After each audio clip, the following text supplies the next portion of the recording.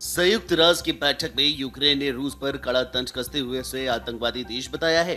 Ukraine में हुए रूस के ताजा हमलों के बाद तत्काल बुलाई गई इस बैठक में रूस की निंदा की गई। साथ ही पश्चिमी देशों ने रूस को आतंकवादी देश निरूपित करते हुए मॉस्को को अलग थलग करने की जरूरत पर भी जोर दिया। संयुक्त राष्ट्र में यह बहस रूस द्वारा यूक्रेन के 4 क्षेत्रों पर किए गए आंशिक रूप से कब्जे को लेकर के बुलाई गई थी। लेकिन इस बहस पर यूक्रेन की राजधानी कीव और अन्य शहरों पर हुए ताजा हमलों की छाया साफ दिखाई दी।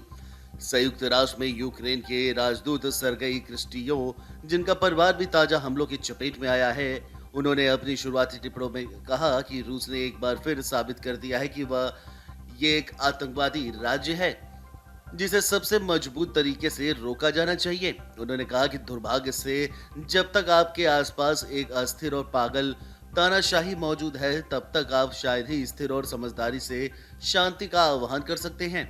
उन्होंने संयुक्त राष्ट्र के सदस्य देशों को बताया कि हमलों में कम से कम 14 लोग मारे गए हैं और 97 लोग घायल हुए हैं।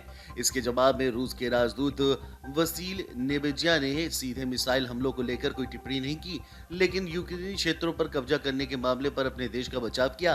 उन्होंने कहा कि हम पर आरोप लगाया जा रहा है जब हम पूर्वी यूक्रेन में अपने भाइयों और बहनों की रक्षा करने, उनके जीवन का अधिकार और सबसे महत्वपूर्ण भाषा बोलने का अधिकार, अपने बच्चों को उनकी भाषा सिखाने का, उन नायकों का सम्मान करने की कोशिश कर रहे हैं जिन्होंने अपनी भूमि को फांसीवाद से आजाद कराया है। वहीं संयुक्त राष्ट्र प्रमुख एंटोनियो गुटेरेस के प्रवक्ता ने कहा है कि महासभा सत्र से पहले संयुक्त राष्ट्र प्रमुख ने हमलों में हुई वृद्धि को गैर जरूरी बताया है। इस बीच अमेरिका के राष्ट्रपति जो बाइडेन ने भी रूस के हमलों की कड़ी शब्दों में निंदा करते हुए कहा कि ये हमले पुतिन के अवैध युद्ध की पूर्ण क्रूरता का प्रदर्शन करते हैं। वहीं रूस के राष्ट्रपति व्लादिमीर पुतिन ने हाल ही में मॉस्को से जुड़े क्रीमिया में एक महत्वपूर्ण पुल को क्षतिग्रस्त किए जाने के बाद और भी अधिक गंभीर जवाबी कार्रवाई करने की बात कही है।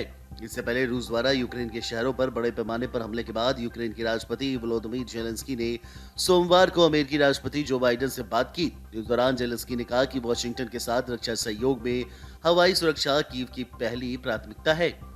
बाइडेन और जेलेंस्की के बीच फोन पर यह बातचीत संयुक्त राष्ट्र महासभा के में यूक्रेन के 4 शहरों पर रूस के कब्जा करने को लेकर रखे गए निंदा प्रस्ताव के मसौदे पर खुली बहस से कुछ समय पहले हुई थी। जेलेंस्की ने ट्वीट किया कि राष्ट्रपति के साथ बातचीत उपयोगी रही।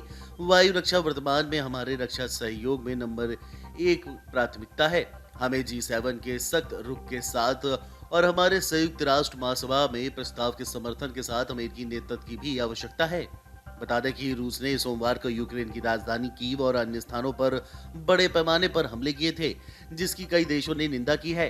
संयुक्त राष्ट्र प्रमुख एंटोनियो गुटेरेस ने कहा है कि वह गहरे सदमे में हैं और युद्ध में एक और अस्वीकार वृद्धि का प्रतिनिधित्व करते हैं। संयुक्त राष्ट्र के प्रवक्ता की ओर से जारी एक बयान के अनुसार रूस के हमलों ने कथित तौर पर नागरिक क्षेत्रों को व्यापक नुकसान पहुंचाया है और दर्जनों मौतें हुई हैं। वहीं सैकड़ों लोग भी घायल हुए हैं, जो ये दर्शाता है कि हमेशा की तरह 24 फरवरी को रूस के पहले हमले के बाद से ही आम नागरिक सबसे अधिक कीमत चुका रहे हैं। वीडियो डेस्क अमर उजाला.com। डाउनलोड करें अमर उजाला ऐप और पाएं खबरें लगातार। अगर आप ये वीडियो YouTube पर देख रहे हैं तो हमारे चैनल को सब्सक्राइब करें और बेल आइकन को दबाना ना भूलें। अगर आप Facebook पर ये वीडियो देख रहे हैं तो हमारे पेज को लाइक करें।